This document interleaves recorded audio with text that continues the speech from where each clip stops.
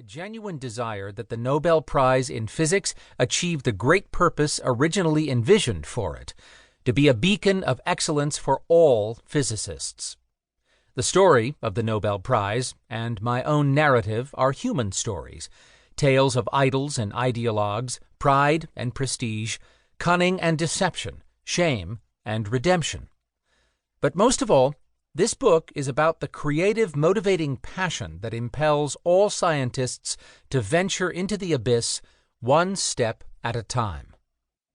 Stockholm, September 1864.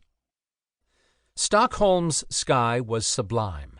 It was late summer, and an inky blue canopy beckoned him outdoors.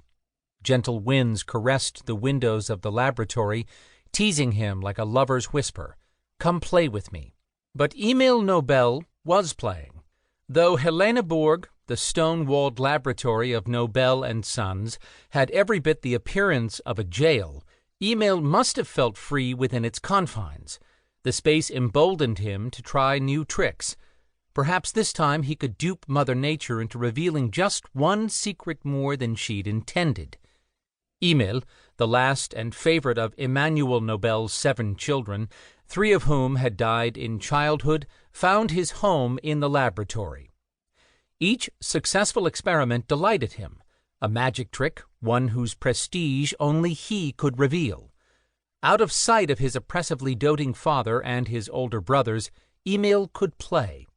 Here he, and perhaps he alone, could save Nobel and Sons, a family business built on death itself, the once preeminent manufacturer of highly explosive war supplies. But Nobel and Sons itself was dying. The Russians had severely cut back their purchase of Nobel's boat-busting naval mines, the company's flagship product. Ludwig Nobel, the oldest son, to whom Emanuel, the patriarch, had transferred the operation of the business, tried to pivot. He bet the family fortune, such as it was, on drilling for oil. In the mid-19th century, oil was typically harvested from whales and used mainly in lamps. Automobiles were still 5 decades in the future. Emil was fascinated by explosives. Though they demanded respect, he reasoned, what could be simpler than nitroglycerin blasting oil? Some nitric acid from the stock shelves, a bit of Scanian beef tallow for the glycerin. All he had to do was to stabilize it, and it could be transported, even to America, where a westward railway expansion was underway. For once, a Nobel invention could be used for construction.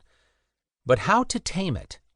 Perhaps if the volatile oil was cooled, Emil hypothesized, it could be solidified into a stable mass, like butter. Why not?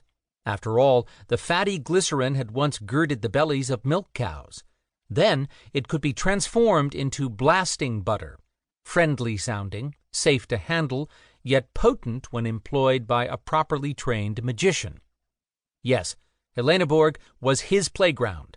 Let his older brothers seek fortune in whale blubber substitutes elsewhere. The pressure wave reverberated through the stone-walled laboratory at 30 times the speed of sound. Emil literally couldn't hear it coming. He'd stolen the sun's heat and brought it down to Earth. As with Prometheus, it didn't end well. The explosion took Emil's life, along with the lives of 4 co-workers. Alfred was wounded too, though not severely. Neither he nor his father fully recovered from the devastating trauma. Emanuel suffered a debilitating stroke soon after Emil's accident and would be united with his son again in death, dying 8 years to the day after Emil.